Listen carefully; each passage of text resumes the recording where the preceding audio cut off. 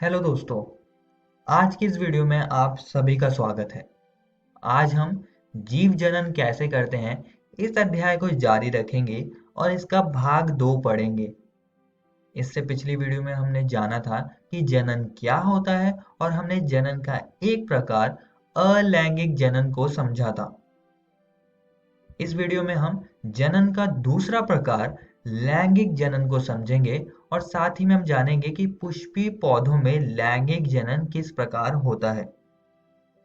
तो चलिए शुरू करते हैं। लैंगिक जनन को हम सेक्सुअल रिप्रोडक्शन भी कहते हैं। अब दोस्तों, लैंगिक जनन के लिए दो एकल जीवों की जरूरत होती है जिसके बाद संतति उत्पन्न होती है। उदाहरण के लिए एकल मुर्गी नए चूजों को उत्पन्न नहीं कर सकती है। यहाँ पर भी दोनों जीवों की जरूरत पड़ती है, नर और मादा की। ऐसे ही हम मानवों में भी होता है जिसमें कि नर और मादा दोनों की जरूरत पड़ती है सेक्सुअल रिप्रोडक्शन यानी कि लैंगिक जनन के लिए, और इन दोनों की भागीदारी से एक नई संतति उत्पन्न होती है। आइए अब लैंगिक जनन की परिभाषा समझ लेते हैं।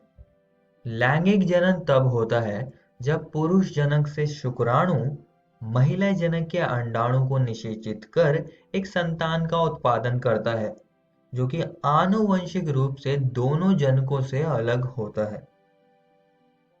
और दोस्तों, हमने इससे पिछली वीडियो में एक और बात पर चर्चा करी थी कि जनन की प्रक्रिया के दौरान डीएनए की प्रतिकृति बनती है, और ये जो नई डीएनए की प्रतिकृति होती है ये अपने जनक डीएनए के समान नहीं होती है, ये एकदम समरूप नहीं होती है उसके, इसमें कुछ विभिन्नताएं होती हैं।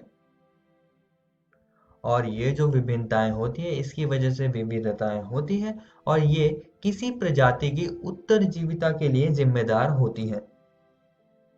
तो ये जो जनन की विधि है लैंगिक जनन, ये ज्यादा अच्छी है क्योंकि इससे विविधताएं ज्यादा होती हैं जिससे कि उत्तरजीविता ज्यादा होगी।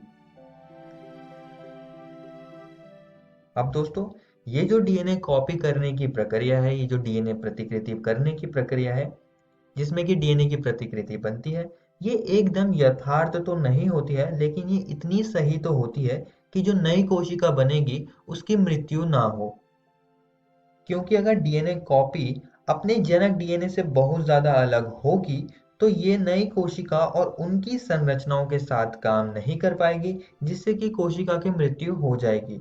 लेकिन भाग्य से ऐसा नहीं होता है, लेकिन कुछ विभिन्नताएं जरूर होती है। और दोस्तों, लैंगिक जनन विविधता की प्रक्रिया को तेज कर देता है क्योंकि इसमें दो जनकों की आनुवंशिक सामग्री से एक नए जीव का उत्पादन होता है, तो ज्यादा विविधता तो होगी ही। उदाहरण के लिए हम मानवों में जो कि द्विगुणित होते हैं, द्विगुणित का यहाँ पर मतलब है कि इनमें गुणसूत्र के जोड़े होते हैं और कुल 46 गुणसूत्र इनमें होते हैं। नर मानव जनक कोशिकाएं शुक्राणुओं को उत्पन्न करता है जिसके पास 23 गुणसूत्र होते हैं, आधे गुणसूत्र।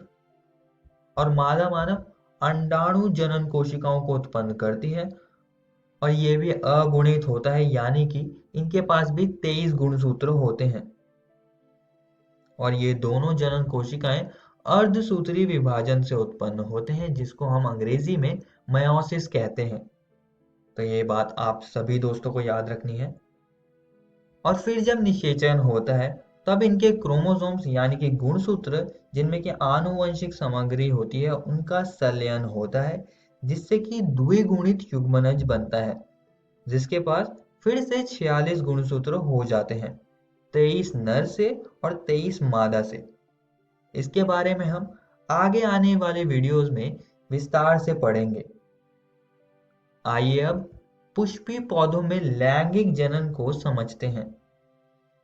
अब दोस्तों, पौधों में लैंगिक जनन पुष्प की सहायता से होता है और पुष्प के कुछ भाग हैं जैसे कि वृत्तिकाग्र, वृत्तिका, अंडाशय, परागकोश, तंतु, दल, बाह्य दल। अब यहाँ पर जो वृत्तिकाग्र, वृत्तिका और ये अंडाशय है, ये मादा जनन अंग के हिस्से हैं जिसे हम स्त्री केसर कहते हैं। और दूसरी ओर परागकोश और तंतु ये पुंकेसर जो कि नर जनन अंग है, ये उनके हिस्से हैं। इन दोनों को हम एक एक करके समझेंगे। तो सबसे पहले हम पुंकेसर, जिसे हम अंग्रेजी में स्टेमन कहते हैं, इसको हम समझ लेते हैं। यहाँ पर आप इसकी तस्वीर देख सकते हैं। यहाँ पर परागकोश होता है जिसमें कि परागकण होते हैं जो कि नर युग्मकों को उत्पन्न करते हैं। और यहाँ पर तंतु होता है जो कि लंबा, पतला और डंठल नुमा होता है और ये परागकोश को सहारा देता है और पुष्प से इसको जोड़ता है। आइए अब स्त्री केसर, जिसे हम अंग्रेजी में कार्पल या पिस्टिल कहते हैं, इसको हम समझ लेते हैं। तो ये कुछ ऐसा दिखता है। इसमें जो व्रतिकाग्र होती है, ये शीर्ष वाला भाग है इसका, जो कि चिपचिपा होता है और यहाँ पर परागकण आता है, यहाँ पर वो लैंड करता है। इसका मध्य भाग होता है व्रतिका और इसका नीचे वाला भाग होता है अंडाशय, जो कि उभरा फूला हुआ भाग है और इसमें बीजांड होता है और यहाँ पर निषेचन भी होता है। और यहाँ पर आप देख सकते हैं, यहाँ पर मैंने क्रोकस पुष्प का स्टिग्मा यानी कि व्रतिकाग्र को मैंने यहाँ पर दिखाया हुआ है। आइए दोस्तों अब आगे बढ़ते हैं और एक लिंगी पुष्प को समझ लेते हैं। जिन पुष्पों में पुंकेसर अथवा स्त्री केसर में से कोई एक जननांग उपस्थित होता है, उन्हें हम एक लिंगी पुष्प कहते हैं। इन दोनों में से कोई एक होगा तो उसे हम एक लिंगी पुष्प कहेंगे। उदाहरण है इसका पपीते का पुष्प और तरबूज का पुष्प। अब हम उभयलिंगी पुष्प को समझ लेते हैं। इन पुष्पों में पुंकेसर एवं स्त्री केसर दोनों उपस्थित होते हैं। तो जिन पुष्पों में दोनों जननांग उपस्थित होंगे उन्हें हम उभयलिंगी पुष्प कहेंगे। इसका उदाहरण है गुड़हल का पुष्प और सरसों का पुष्प। अब दोस्तों हम परागण यानी कि पॉलिनेशन को समझेंगे। पराग कणों का परागकोश से झड़ने के पश्चात स्त्री केसर के व्रतिकाग्र तक स्थानांतरण या संचारण को परागण कहा जाता है। और ये जो परागण है, ये दो प्रकार का होता है, तो अब हम उसको बात करेंगे।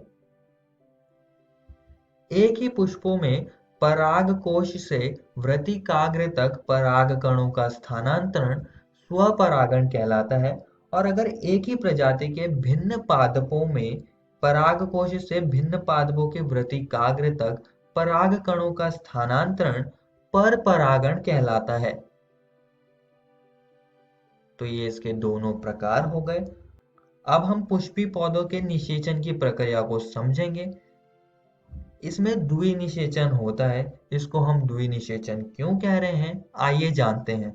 तो जैसा कि आप यहाँ पर देख सकते हैं, यह एक बीजांड है और यहाँ पर प्रतिव्यसांत कोशिकाएं होती है। यहाँ पर ध्रुवीय केंद्रक होते हैं और यहाँ पर एक अंड कोशिका, जिसे मैंने लाल रंग से यहाँ पर दर्शाया हुआ है, और दो सहायक कोशिकाएं होती हैं। अब पुंकेसर से परागकण का स्त्री केसर तक जाना ही द्वि निषेचन को संभव कर पाता है। परागकण के पास दो कोशिकाएं होती हैं, कायिक कोशिका यानी कि ट्यूब सेल और एक जनन कोशिका होती है। अब परागण की मदद से परागकण स्त्री केसर की व्रतिकाग्र तक जाता है।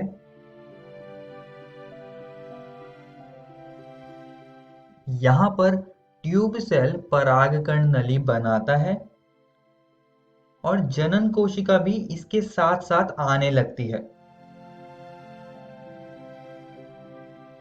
और थोड़ी देर पहले ही जनन कोशिका माइटोसिस से विभाजित होकर दो नर युग्मकों का निर्माण करती है।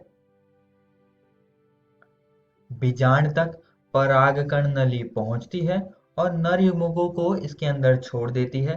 पहला नर युग्मक अंड से संगलित होकर जायगोट यानी कि युग्मनज का निर्माण करता है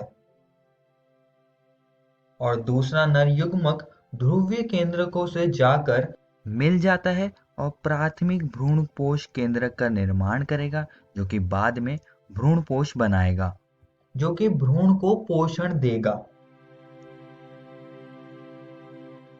और दोस्तों यहाँ पर 2 बार निषेचन हुआ है, इसलिए हम इसे द्विनिषेचन कहते हैं।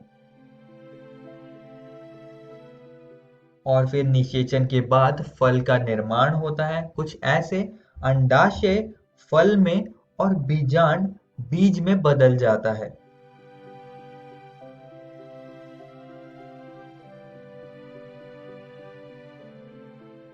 और फिर जो ये बीज होगा, ये अनुकूल परिस्थितियों में अंकुरण की प्रक्रिया से अंकुरित होकर एक नए पौधे का निर्माण करेगा।